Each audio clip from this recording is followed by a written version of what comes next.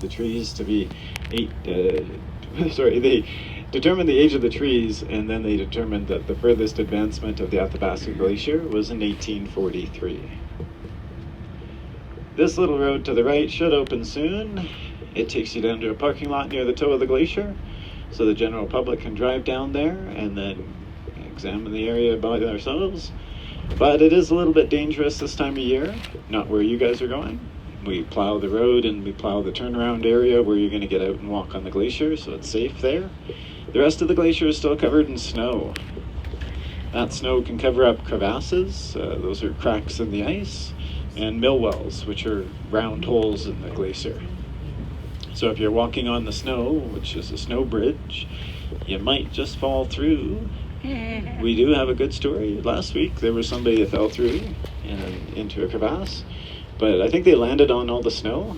They actually flew a helicopter onto the glacier to bring them back to safety, and they didn't even get injured. They got a free helicopter ride. That's quite the tour, eh? They were lucky. Now we have 3 different ecoregions in the mountain national parks. We have the montane zone, subalpine zone, and alpine zone. The montane zone starts at 1,000 meters above sea level, extending up to 1,600 meters above sea level. And that's where you find the most biodiversity. So there's a lot of diverse vegetation to support diverse wildlife. But up here in the subalpine zone, which goes up from 1,600 meters to 2,200 meters above sea level, there's not very much vegetation.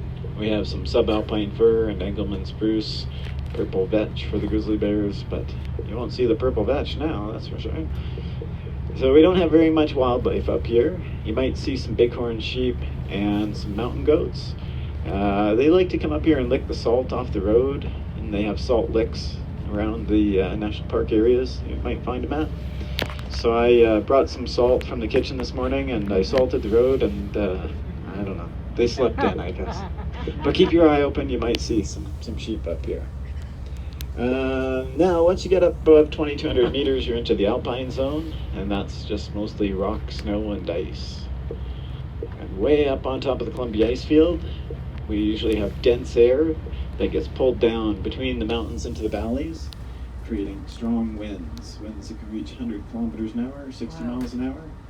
So it's probably a little bit windy out there today, but it's not too bad. But we call those